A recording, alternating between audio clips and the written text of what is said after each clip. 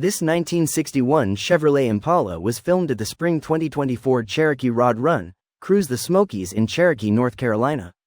Let us know what you think about it in the comments. To see more from this car show, click the playlist link in the description. Please give us a thumbs up. Subscribe for free to our YouTube channel to see all of our upcoming videos. As always, thanks for taking the time to watch our videos.